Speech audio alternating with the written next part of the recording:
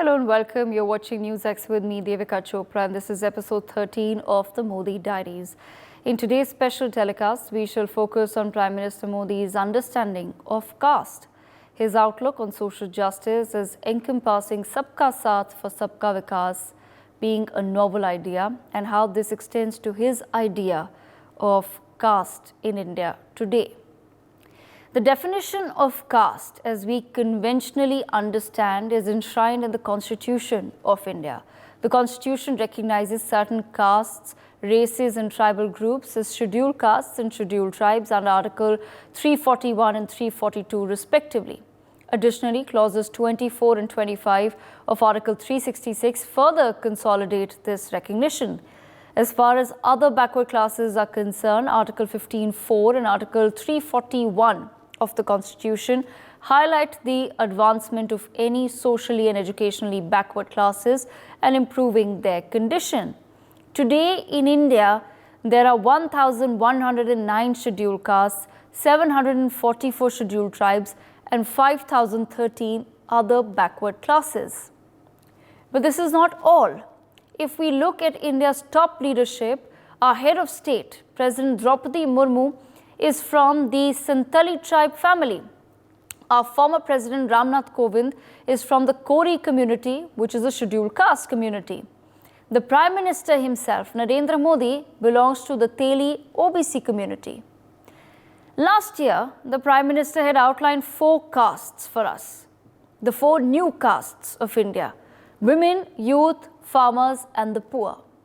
Following this, he has repeatedly emphasized that India's development hinges on the development of these 4 new castes.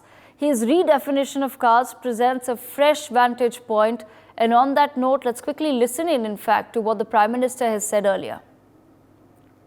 मेरे लिए देश में 4 जातियां ही सबसे बड़ी जातियां हैं। और जब मैं इन 4 जातियों की बात करता हूं, हमारी नारी शक्ति, हमारी युवा शक्ति, हमारे किसान और हमारे गरीब परिवार, इन 4 जातियों को सशक्त करने से ही देश सशक्त होने वाला है.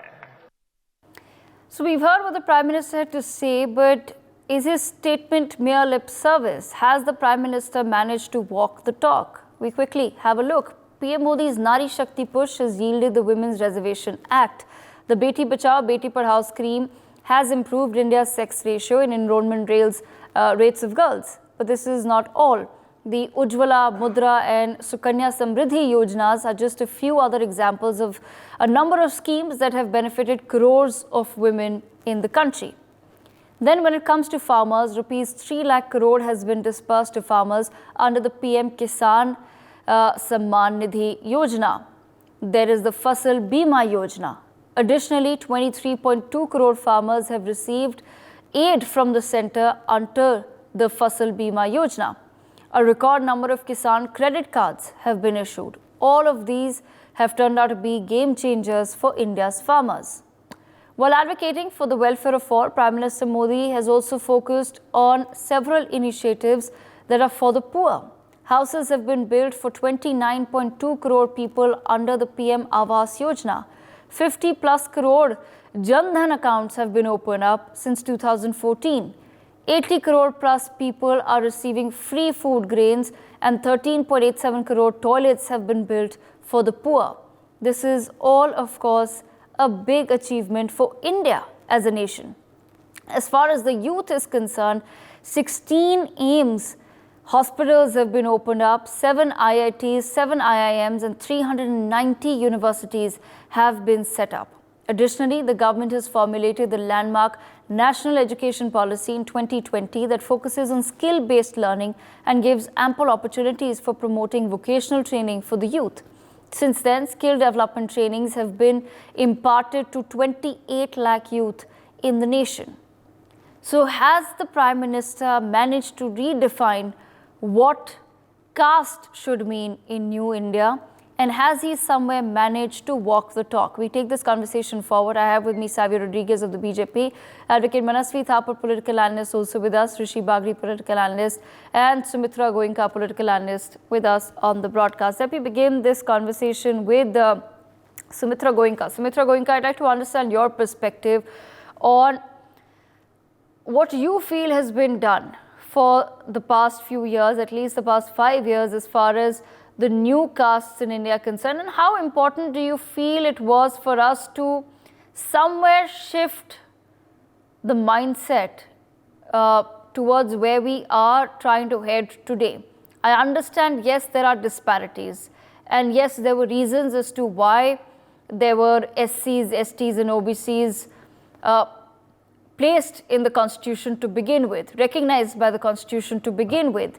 And of course, that's a much more complicated and a larger conversation to have. But when we talk about the 4 new castes, which is women, which is farmers, which is the poor, and which is the youth, can these 4 new castes somewhere be correlated with the previous castes that we were used to and that we knew, and be subsumed within the 4 new castes?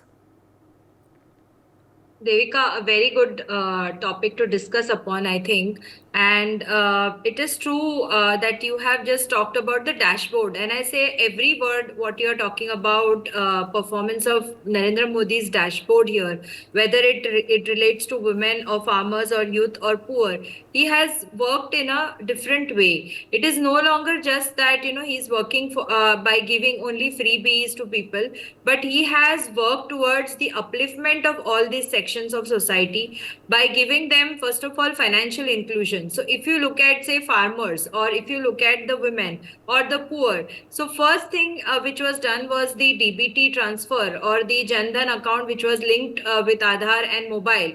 And by doing this, there was a direct benefit which went into their accounts, and it was the biggest scheme, or the biggest thing which happened, because directly the poor got benefited, the women got benefited, the farmers got their DBT. And like in the previous times, it was said that once you pass on 100 rupees of a subsidy, only say 15 paise of that, or 15% of that reaches to the last mile.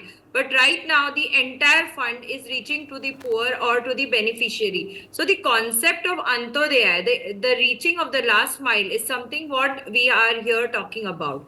And this is only how you change the structure of the society. If you look at women, then you talked about the women reservation bill, and you talk about several schemes, like right from, if you look at financial inclusion, I talked about DBT, then you can talk about the Mudra loan, the small loans which are given to women, the insurance schemes which are there. For 12 rupees, you can get insurance schemes.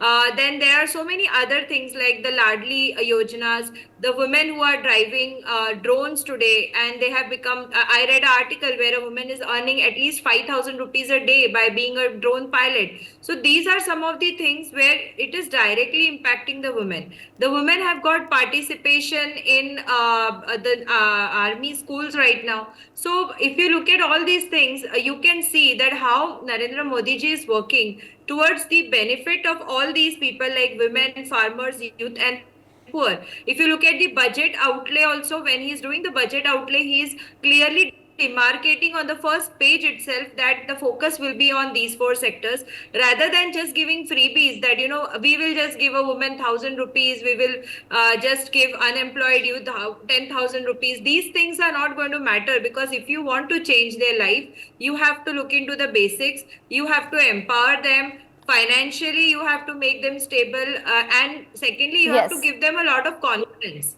This is very important. Okay, Rishi, bringing you into the conversation. Rishi, I want to understand from you, do you feel that there somewhere has been a structural change in society today as far as viewing economic development and economic freedom and financial stability is concerned, where have we moved away from looking at it strictly from the perspective of caste? Because like I said, even under the 4 new castes that the Prime Minister has set up, of women, of farmers, of poor and the youth, our traditional caste system can be subsumed within the new caste. But was this structural change somewhere required where we're viewing the development of certain sections of society really strictly from an entirely different perspective than what specific caste they belong to or what specific tribe they belong to?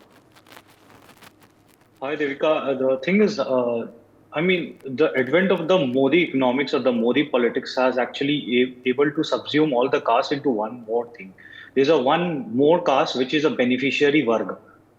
The beneficiary work is a very big caste which has happened today now. Now this beneficiary work has propelled, the BJP from 8 crore voters to a 23 crore voters to in 2019, and this is going to get slated more sharper in coming election 2024 when it will be going to touch 28 to 30 crore voters. Now, what exactly happened? How the schemes touch? You just talk about the poor thing. Just 3 crore homes, which has covered 22 crore people. Just imagine 22 crore people, poor people who didn't have any home, now are actually able to live inside a pakka home.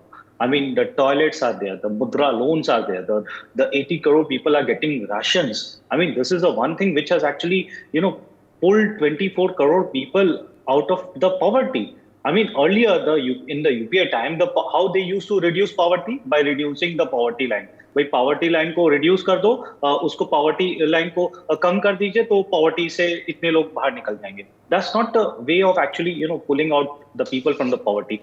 To give the real deliveries, you have to give the real things. The targeted delivery was being given.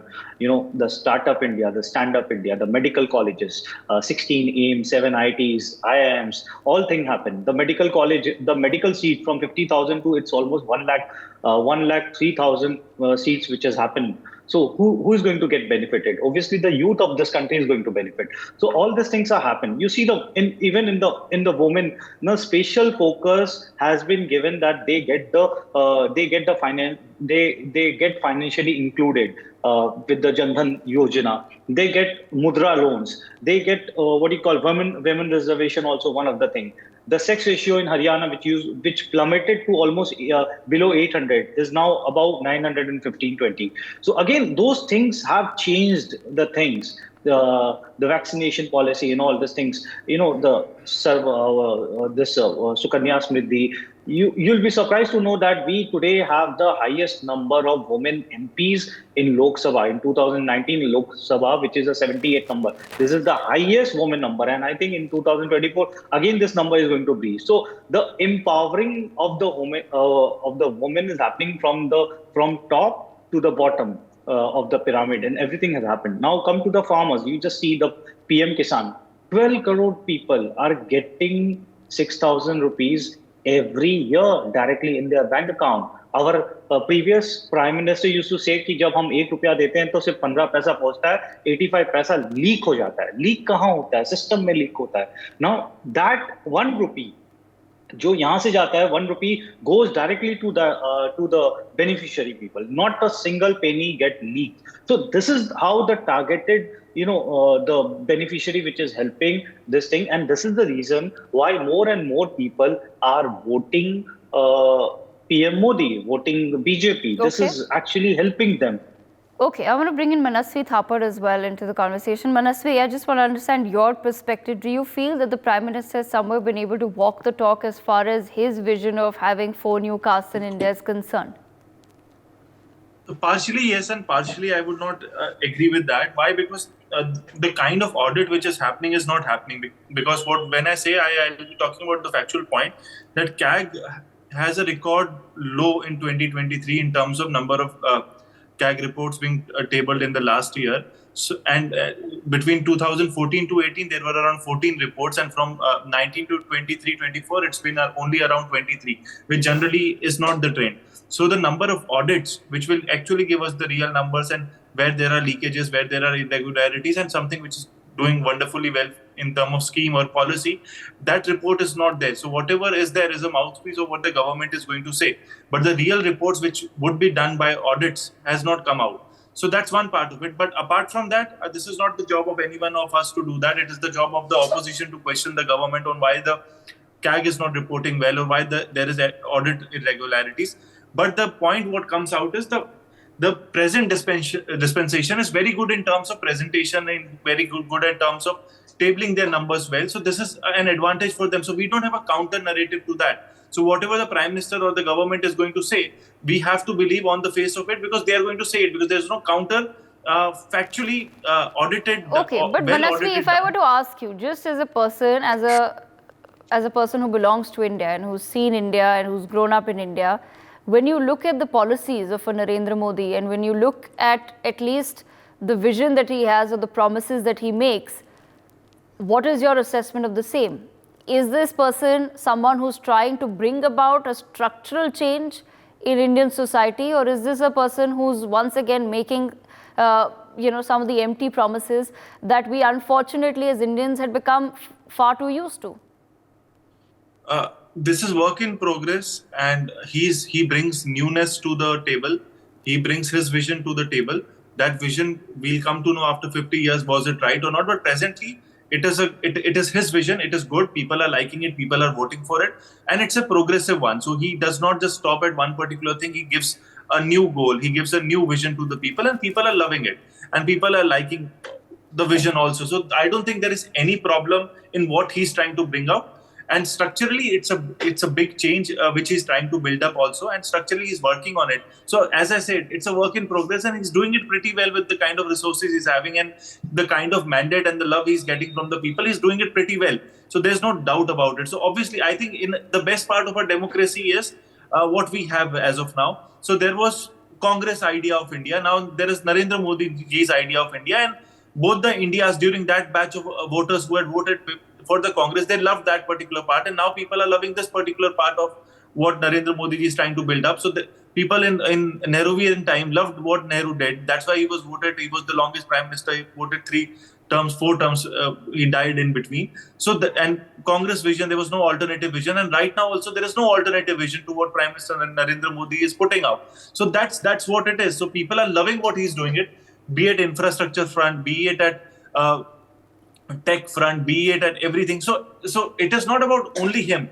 So when we say structurally, I would say the base has been built by the Congress, and he's building on it, and that building what he's building, he's presenting it well, he's communicating it well, he's building a better vision to that. So for example, for the bullet train, so Congress never had this idea, though bullet train is not a reality, but will be a reality. He had this vision, and this vision was not there just when he became the Prime Minister. It was before he became the Prime Minister. He had thought of it. So something in terms of execution may come at a later end, but that seed of thought was built by him. So that is his advantage, advantage of newness. He does not come with a background of being in a Lutyens Delhi. He comes from a background as a chief minister. He understands the difficulty when he was a chief minister. How do you have a federal structure? He understands it. So he knows when to support which governments. He knows when to not support the state. So he understands the politics also very well. So there is no match to his vision.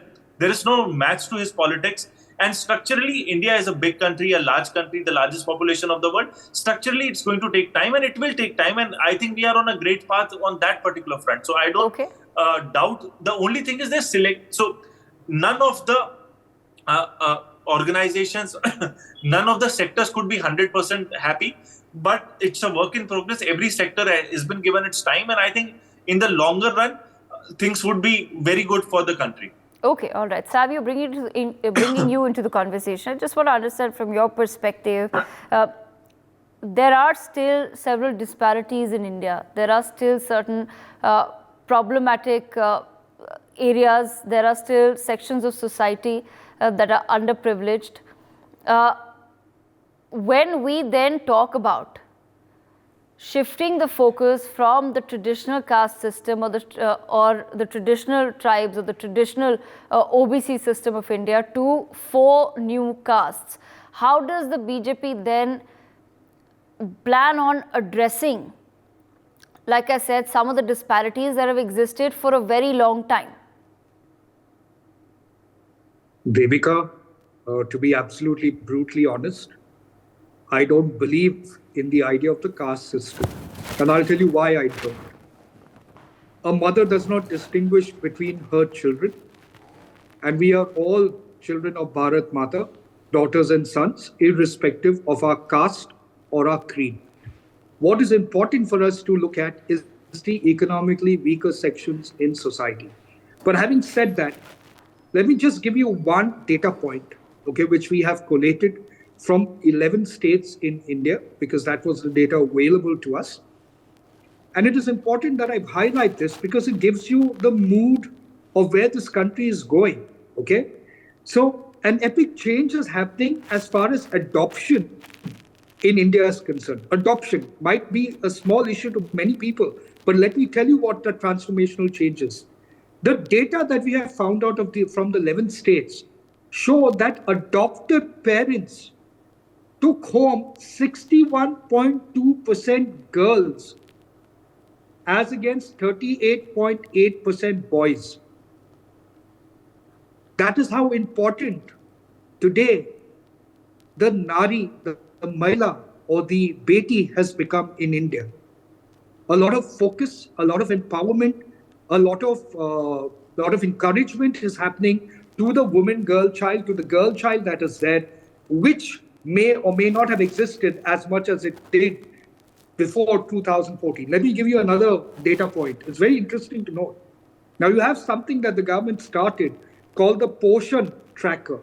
Now the Poshan Tracker basically tracks take-home ration as well as hot cooked meals for infants and pregnant women, okay? The data on that as of February 2024 is that 100.3 million eligible beneficiaries, including 44.688 million children of 3 to 6 years, 40.25 plus million children of 6 months to 3 years, and 4.254 million children below 6 months, and 6.055 million pregnant women, and 5.055 lactating mothers have been tracked and have been receiving the benefits. Government, when it's looking at the new 4 dimensions of focus, why are they focusing on such minute details of ensuring that women, infants, the poor, the economically weaker sections rise up to be an equitable base as far as this country is concerned? Because it's in the simple details. Like, many people don't look at the toilet, but when you look during the UPA era, there were only about 3 crore toilets built. Right now, there are roughly about 11.7 to 11.8 crore toilets built. And who is it benefiting the most? It's benefiting the women, especially the women who are in the SCs, the STs, the economically weaker sections of society, women in the rural parts of India. That's the real focus. The focus has to go beyond caste. It has to go onto the vulnerable, the economically weaker section, to bring them to an economically strong positions to compete with the rest of the country. And that's exactly what Prime Minister Narendra Modi is doing. He's picked up the right points of focus. You have the Kisan, which is one of the largest bases of economic activity as well as social activity happening in India. You have the poor, which really are economically weaker sections that need to be brought up to speed with the rest of India. You have women who have been neglected so far for many years to be able to get their rightful place, not only in society, but also in the business industry, also in the political segment. Look at Goa, for example. We've given a ticket to a woman candidate, which is 50% of the reservation of the Lok Sabha. Now, that's the kind of steps you have to take. You have to be able to reach out. The youth today needs direction. And if you ask many of the youth that are nationalistically driven, they have confidence in Prime Minister Modi because he is giving them not so much as people talk about jobs, that's happening, but he's giving them self-belief, because that's what the young of India want, an ability to believe in themselves, to stay in India or go abroad and still hold the flag of India. Right, absolutely. I want to bring Rishi Bagri into the conversation again. Rishi, I just want to understand, was this then somewhere where India was perhaps already headed, as Manasvi also said, that some of the foundations of what's happening today were in fact laid down by the previous governments? Or did we see a drastic change in the intention of the political class itself under Prime Minister Modi? Devika, you need to understand the intention and the execution are two different things. Intention was always there to Garibi Hatao since 1970, but we have seen the Garibi Hatao happen during the last 10 years. Intention was always there to give tap water, but all the 80-90% tap water was been given in last 3-4 years. Intention was always there for the universal banking, but the banking coverage of almost 100% happened in the last 10 years. So intention and execution are two different things. You can say the intention, even in 2013, the intention was to give free food. They have bought with the food security bill in the fag end of their 10 year of the UPA government. The intention was there, but the execution happened by the Modi government. So execution is more important than just the mere intention. Okay. Mere intention won't help you. Okay, all right. I've unfortunately completely run out of time, but I thank all of our panelists for joining us to take this conversation forward. For more such videos, subscribe to the NewsX YouTube channel, hit the bell icon.